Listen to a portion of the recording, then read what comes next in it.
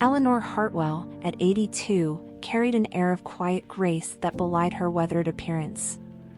On this crisp morning, she approached the glass-fronted luxury car dealership, her steps slow but deliberate. Her coat, though neatly kept, was patched from years of use, and she clutched a handbag worn by time and memories.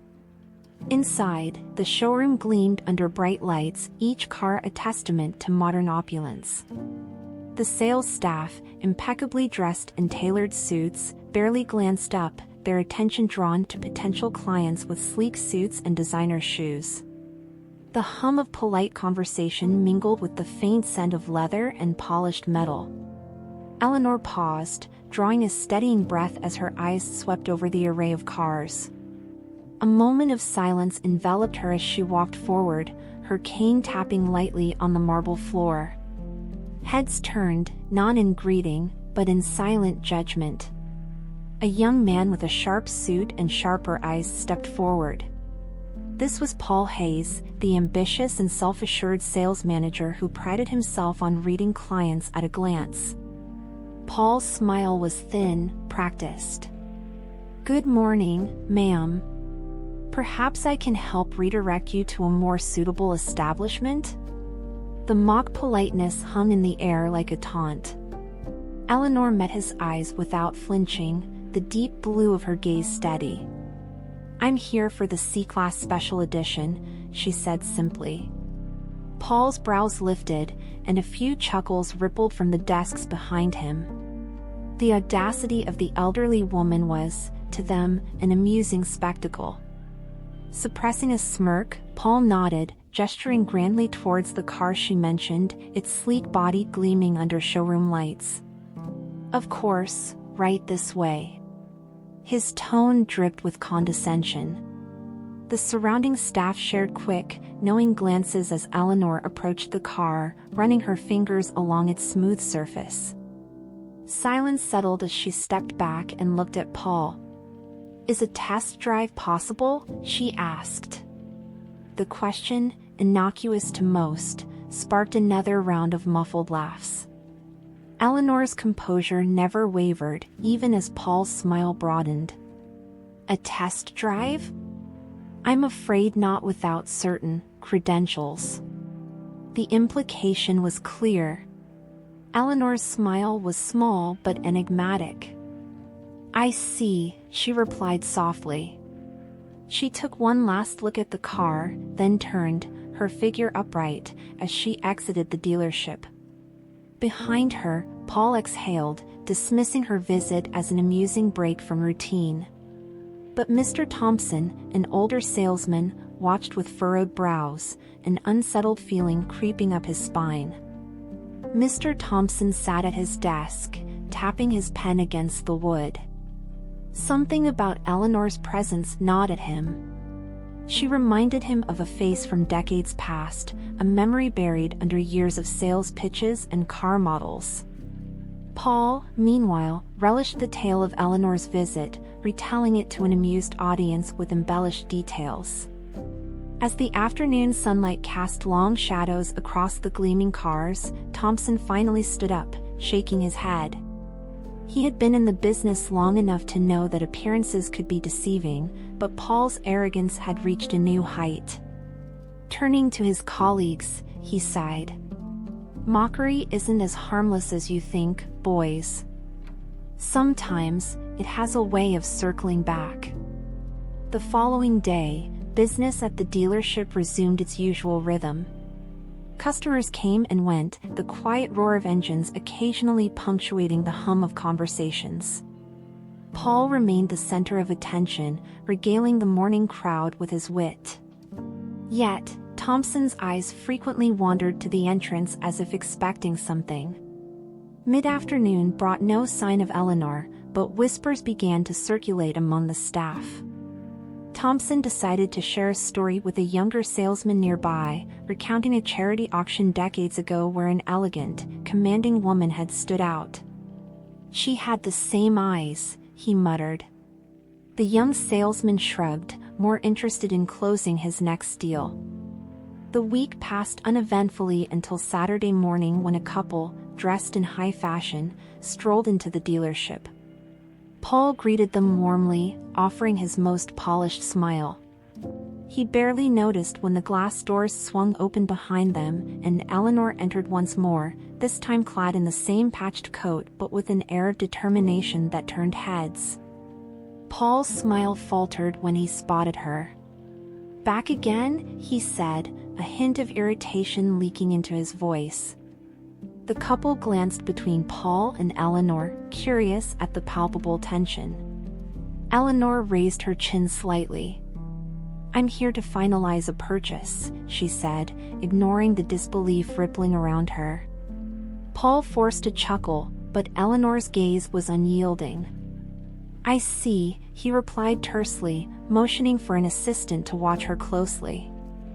The moments stretched as Eleanor examined the cars.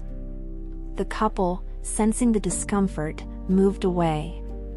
Paul watched, his expression tight. Eleanor took her time, eventually pausing at the same car as before. "This one," she said quietly, turning to Paul. He opened his mouth to respond but was interrupted by the sound of the glass doors opening yet again. The room fell silent as a tall man in a tailored suit entered. He exuded confidence and command, his sharp eyes scanning the room before landing on Eleanor. He strode over, placed a protective hand on her shoulder, and turned to face Paul. "Is there a problem here?" The question carried a weight that silenced the entire showroom. The man standing beside Eleanor was Alex Hartwell, a name known well beyond the walls of this dealership. A formidable attorney, Alex was recognized for his impeccable track record in high-profile cases. His presence sent a ripple through the room, whispers rising like a low tide. Paul's smug demeanor shifted to a strained smile, masking the unease gnawing at him. No problem at all," Paul managed, though his voice was a pitch too high. Alex's eyes, sharp and scrutinizing, held Paul's gaze for a heartbeat longer than necessary before he turned to Eleanor. "Grandmother, is everything as you expected?" Eleanor's expression softened as she nodded slightly. The staff exchanged glances, the realization dawning in their eyes as they pieced together the connection. Mr. Thompson, who had been watching the scene unfold from his desk, felt a jolt of recognition. Eleanor wasn't just any elderly woman, she was once a philanthropist whose efforts had transformed communities. Her late husband, Richard Hartwell, had been a respected businessman who invested wisely and championed educational initiatives. The couple's reputation was built on quiet generosity and a commitment to integrity. Paul's face paled as the whispers reached him. He dismissed Eleanor as irrelevant, but now the implications of his actions grew heavier. The dealership hummed with tension as Thompson took a step forward. "Mrs. Hartwell, it's been many years," he said, his voice steady yet tinged with reverence. Eleanor acknowledged him with a kind smile. "It has, Mr. Thompson. I'm glad to see that some faces here still remember." The room stilled as Alex shifted, his gaze sweeping the staff before resting on Paul. "We're not just here for a car," he announced. "We're here to discuss future business.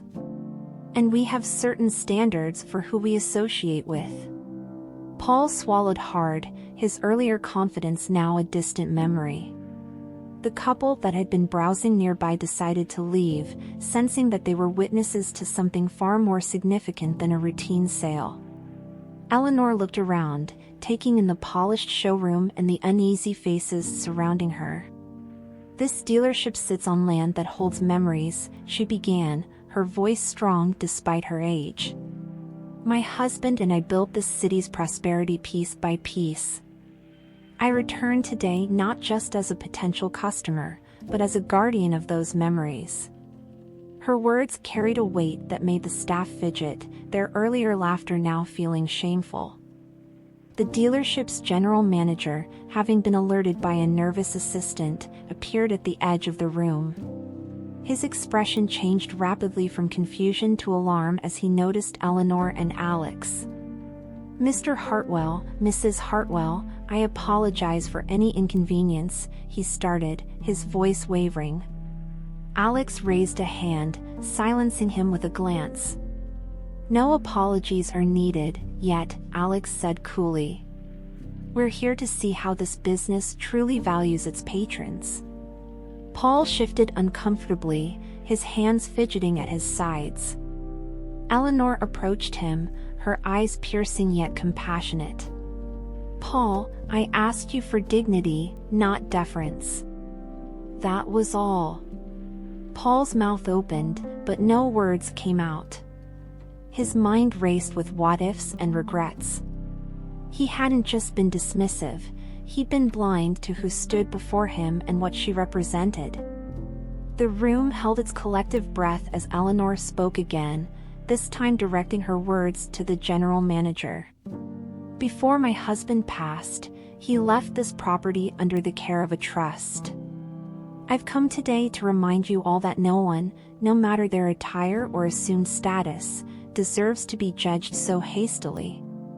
The realization hit the staff with the force of a tidal wave. Eleanor was not just a wealthy widow, she held power over the very ground they stood on. Mr. Thompson, with newfound confidence, nodded at Eleanor's words. He'd seen too many bright-eyed employees like Paul think they were untouchable, only to be humbled by life's unexpected turns. Paul's face flushed with embarrassment as the weight of the moment settled on his chest. The general manager took a step back, signaling silently to the other staff to remain calm and respectful. Paul felt as though the air had been squeezed out of the room. The story of Eleanor's return would circulate, not just within these walls but throughout their entire network. Alex, observing Paul's discomfort, stepped forward. "This isn't just about a sale. It's about trust, respect, and a legacy my grandparents built. We will not stand by and watch it tarnished by arrogance." Eleanor turned to Mr. Thompson, her eyes softening. "I'd like you to handle my request," she said, her voice firm but kind. Paul, realizing the full extent of his error, looked at the floor, the sting of humiliation biting deeper than any reprimand. Paul stood motionless, each word from Eleanor striking him like a physical blow.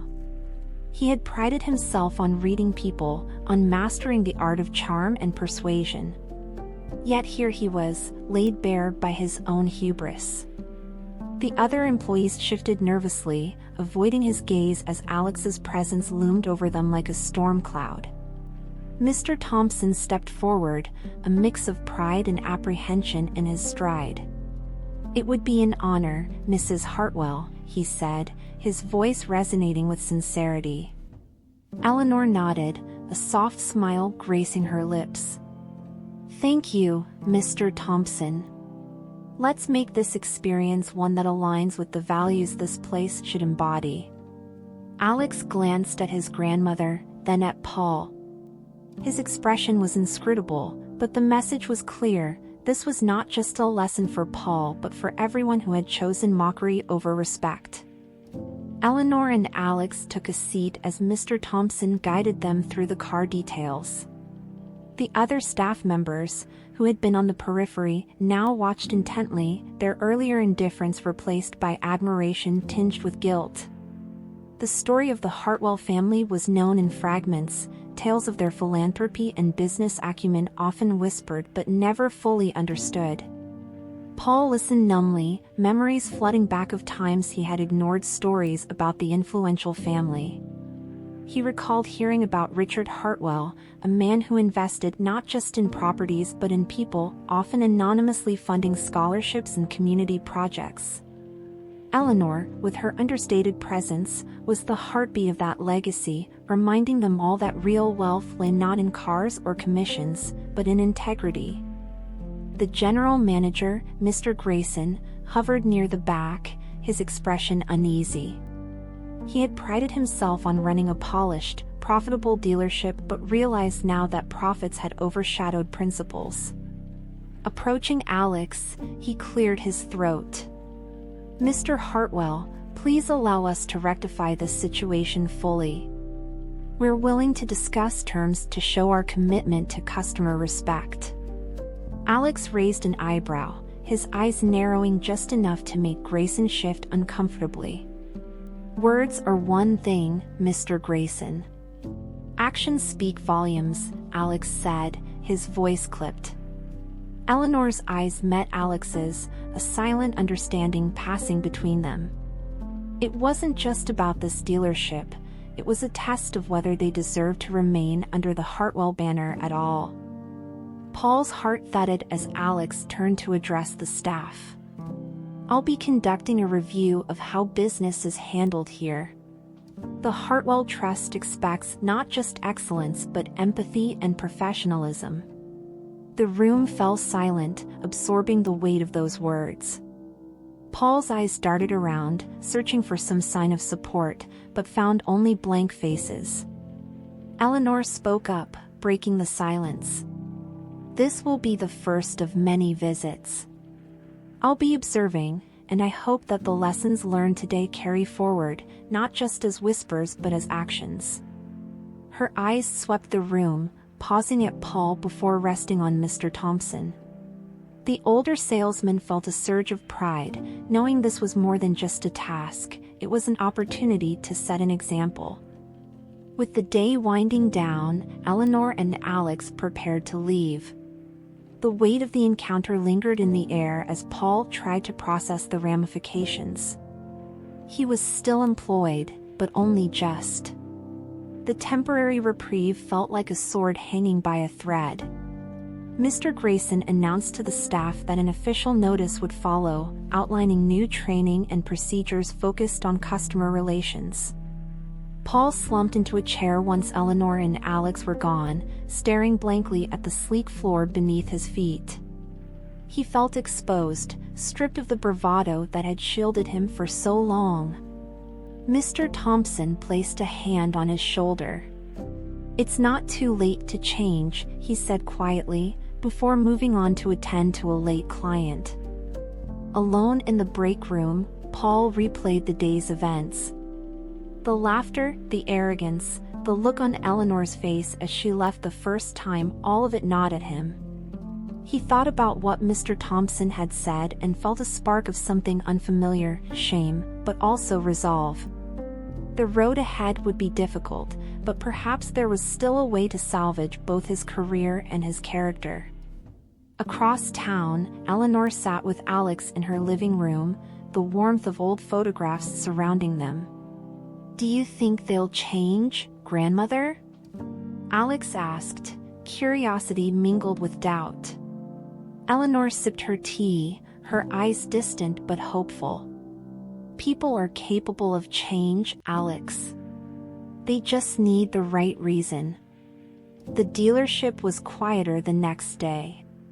Paul arrived earlier than usual, driven by a restless night and the echo of Eleanor's words. The usual banter and chatter were absent, replaced by a muted, almost somber atmosphere.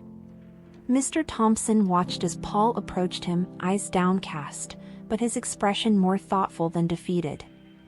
"Morning," Paul muttered, a rare humility in his voice. Mr. Thompson nodded, pausing his work. "Morning, Paul."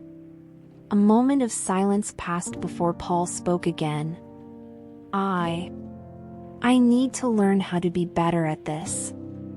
Not just the sales, but everything." Thompson's eyes softened with surprise and recognition. "It's a start," he said, gesturing to the chair across from him. "Sit down. We've got some work to do." The morning was interrupted by Mr. Grayson stepping out of his office, a printed memo in his hand. He cleared his throat, catching the attention of the staff. "Everyone, gather around. This comes directly from the Hartwell Trust." The staff exchanged glances, their expressions a mix of curiosity and apprehension. Paul stood stiffly by Thompson's desk, feeling a tightening in his chest. Grayson read aloud, detailing new training protocols and workshops focused on empathy, customer engagement, and humility. The words were a direct response to Eleanor's visit, underscoring the dealership's need to transform its culture. Failure to comply with these new expectations will result in consequences, Grayson finished, his eyes settling momentarily on Paul, who nodded slowly, a silent vow forming within him. Over the next few weeks, the dealership underwent an overhaul. Posters promoting respect and integrity appeared on the walls, a stark contrast to the glossy car advertisements that had dominated the space. Trainers were brought in, introducing exercises that forced employees to confront their biases and reflect on their interactions with customers. Paul found himself in the front row, listening intently. One afternoon, Mr. Thompson led a session on the importance of empathy. "It's not just about making a sale," he explained. "It's about understanding the person in front of you, their story, their needs, their worth." He glanced at Paul, who met his gaze with a hint of gratitude. For the first time, Paul felt the weight of his arrogance give way to something lighter, something hopeful. Midway through one training session, Mr. Thompson invited Eleanor to speak to the staff. The room grew still as she entered, the familiar rustle of her coat and the sound of her cane tapping against the floor. She looked around, her eyes meeting each person's before she spoke. "I was once told that people are like books, full of stories, but often judged by their covers." Her gaze lingered on Paul, who felt both exposed and inspired. "When you dismiss someone based on what you see," she continued, "you miss the opportunity to learn their story. And every story has the power to change you." The silence that followed was profound, as if each person in the room were turning a page within themselves. Paul exhaled slowly, realizing that his own story was just beginning to change. After the session, Paul approached Eleanor. He swallowed his pride, his voice quiet but steady. "Mrs. Hartwell, I owe you an apology." Eleanor looked at him, her eyes searching his face. "And what have you learned, Paul?" He hesitated, then spoke. "That judgment is easy, but understanding is worth everything." A smile touched Eleanor's lips, soft and approving. "Then you've taken the first step." Mr. Thompson watched from across the room, a glimmer of pride in his eyes. He walked over and clapped a hand on Paul's shoulder. "This isn't the end, you know. It's just the beginning." Paul nodded, a sense of purpose replacing the fear that had haunted him since Eleanor's first visit. The next morning, as the dealership opened its doors, a different kind of customer entered. A local teacher named Mrs. Alvarez, wearing simple clothes and carrying a battered purse, walked in with her teenage son. The staff noticed the boy's excitement as he ran his fingers along the polished cars, his eyes wide with wonder. Paul, seeing them from across the room, felt a pang of recognition. Without hesitation, he approached with a genuine smile. "Welcome. What brings you in today?" he asked warmly. Mrs. Alvarez hesitated, glancing around nervously. "We're just looking," she said, almost apologetically. Paul nodded, remembering Eleanor's words. "Take your time. Let me know if there's anything I can do." For the first time in years, he felt the joy of engaging without expectation, simply for the sake of connection. The dealership's transformation became noticeable as employees embraced the new training and adopted a more considerate approach. Even customers started to comment on the welcoming atmosphere.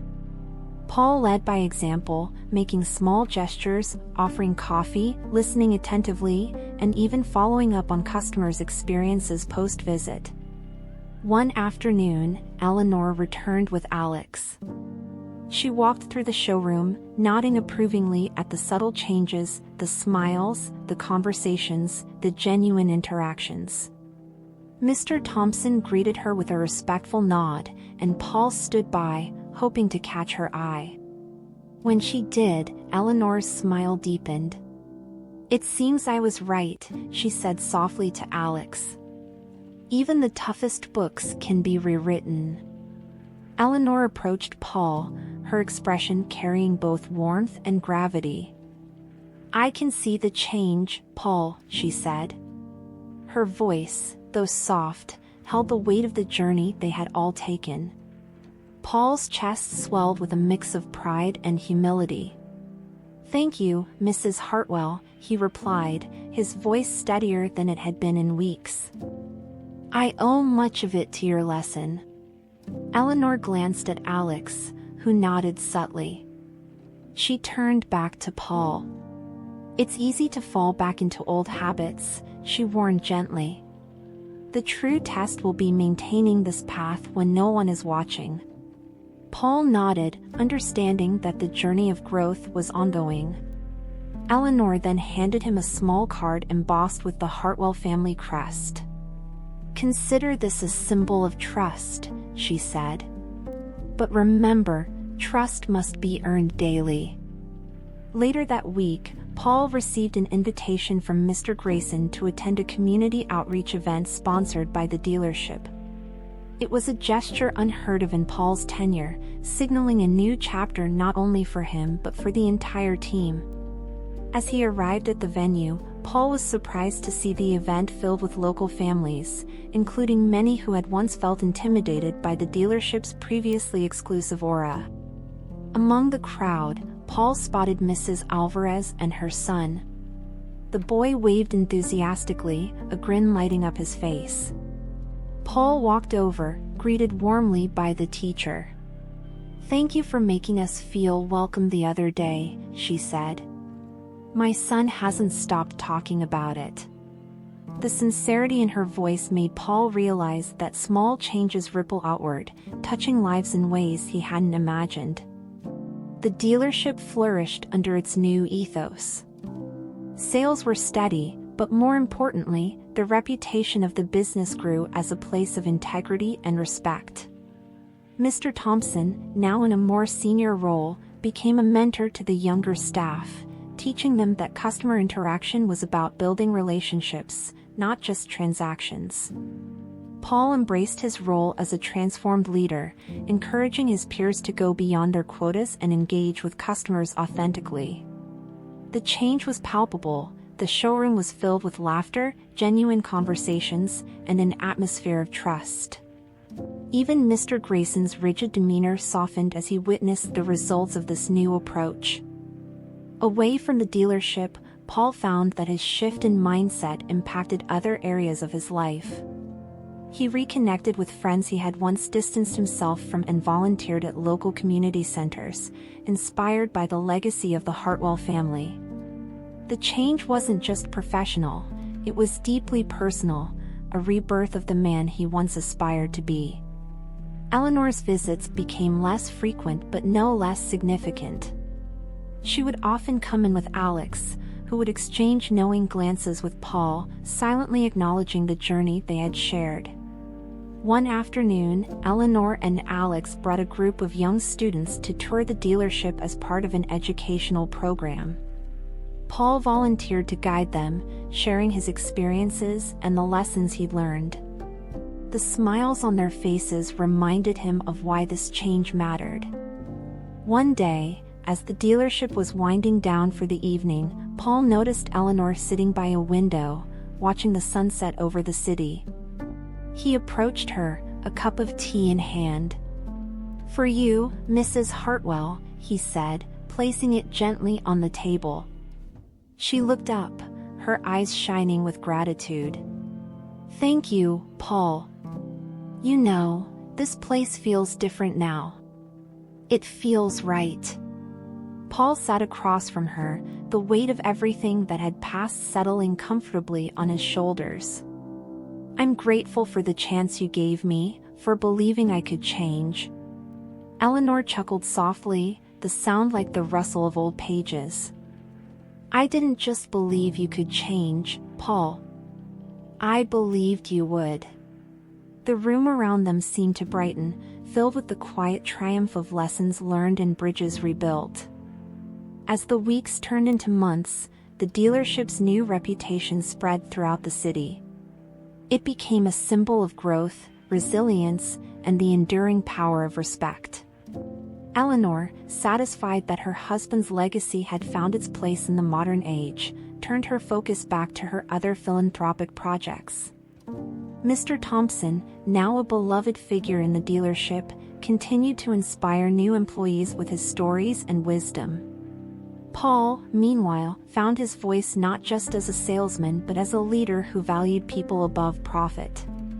The staff, once skeptical, embraced their new mentor, learning from his humility and perseverance. On her final visit for the year, Eleanor walked through the showroom one last time. She nodded approvingly at the vibrant atmosphere before turning to Alex. This, she said, gesturing around, is what Richard would have wanted. Alex placed an arm around her shoulders. It's what you made possible, grandmother. The dealership buzzed with life, a testament to how even the simplest gestures can create ripples that last a lifetime. As Eleanor stepped out into the bright afternoon, Paul watched her go, the lesson forever etched in his heart, that respect, once given, had the power to transform everything.